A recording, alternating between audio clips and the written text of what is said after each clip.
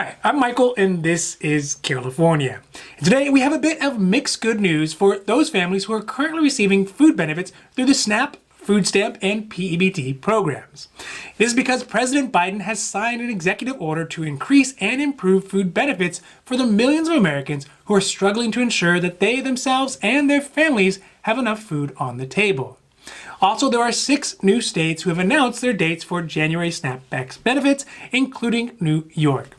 So today we're doing our list of states' SNAP-Max benefits payout dates for the month of January and talking about Biden's executive order to increase the benefits families receive on the SNAP, food stamp, and P-EBT programs.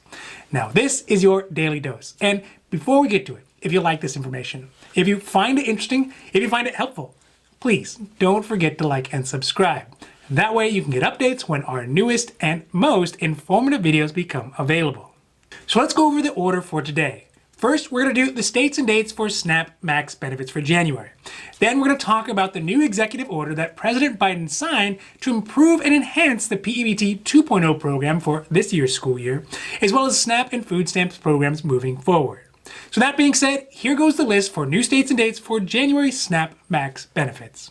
For the state of Alaska, they will do their SNAP-Max benefits from February 1st through the 10th on a regular staggered issuance schedule for ongoing benefits.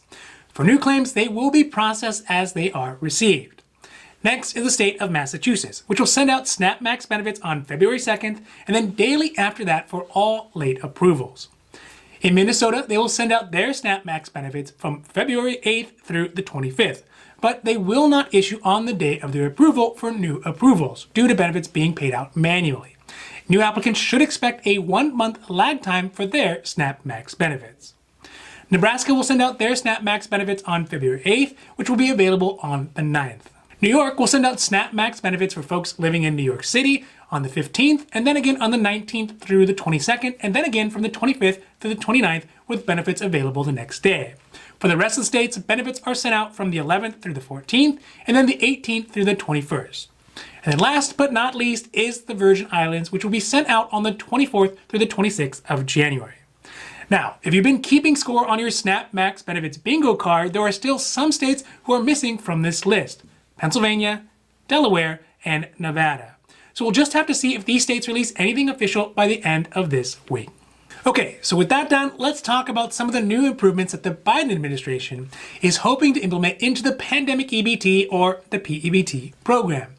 Remember, this is the program for children who normally qualify for free or reduced cost lunches at school, but are unable to receive those lunches because they're learning virtually from home. With one of the most recent executive orders from last week, President Biden is asking the Department of Agriculture, and that's the agency that runs the P-EBT program, to consider raising P-EBT benefits by an additional 15% from the last round. In the first round of PeBT, back in March 2020, the amount somebody received was based on a calculation of days missed by their children. Each day amounted to a maximum of around $5.86 per day. This came out to around $120 extra in food benefits for a full month of school missed, but it was less though for those months where children missed less than a full month of school days. Under the Biden executive order, an increase of 15% would move the daily benefit cap from $5.86 up to $6.74 a day. So over that same time frame as the first round of benefits, it would increase the amount from $365 per child, which is what folks got in California, up to $420 per child. For more good news for the P-EBT program, there are now 6 states and 1 territory: Illinois, Massachusetts, Puerto Rico, Rhode Island, Indiana, Ohio, and Vermont, who've had their 2021 school year PeBT 2.0 plan approved by the federal government. At the moment, though, there is no word on when the new PeBT benefits will be sent out, but we will continue to do updates as more information becomes available.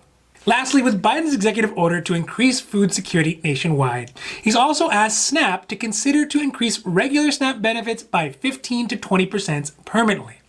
The reason for doing this is because some of the lowest income Americans who are already previously receiving the maximum SNAP benefit before the pandemic did not see an increase in their benefits under the SNAP-Max benefit provision. This is because they were already qualified for the most amount of benefits that they could get. But with this increase, it would lift those lowest income families' benefits by an additional 15 to 20% to account for the increased cost of food over the last year. Additionally, for those families who normally wouldn't qualify for SNAP Max benefits because their income was too high, but are now currently getting the SNAP Max benefits under the SNAP Max benefit allotment provision, Biden's executive order asked to extend and increase the benefits from June, where they are currently slated to end, to the end of September, to ensure adequate amount of time for families and the economy overall to get back on their feet. So this is great news. This is the kind of support and thinking that the nearly 1 in 7 American families who are struggling with hunger right now need to hear.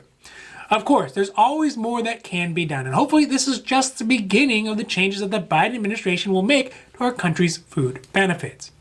These increases in PeBT and SNAP are really a good start, but it's not right that anyone in the wealthiest countries in the world should have to worry about their children going to bed hungry at night. Now, realistically, these are the easiest changes that Biden could have made. But the real challenge is going to be if he can make these changes permanent and improve the persistent issues of too low benefits within the SNAP program.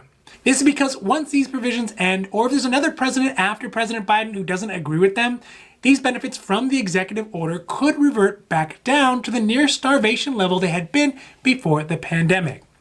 Unfortunately, in order to make these protections long-lasting, permanent, and effective within the SNAP program, it'll take a whole lot of money and even more difficult, the approval from Congress to make them stick. Now, this has been your Daily Dose, and I hope that you found it interesting or helpful or at least useful. And if you did, please don't forget to like and subscribe.